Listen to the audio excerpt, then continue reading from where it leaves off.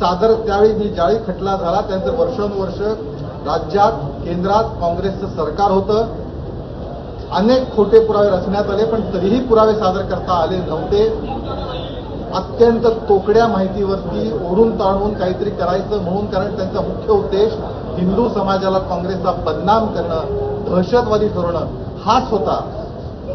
आणि त्यामुळे कुठल्याही पुराव्याशिवाय जगामध्ये हिंदू समाजाची जी बदनामी झाली त्याबद्दल काँग्रेस पक्षांनी हिंदू समाजाची माफी मागितली पाहिजे अशी आमची मागणी आहे.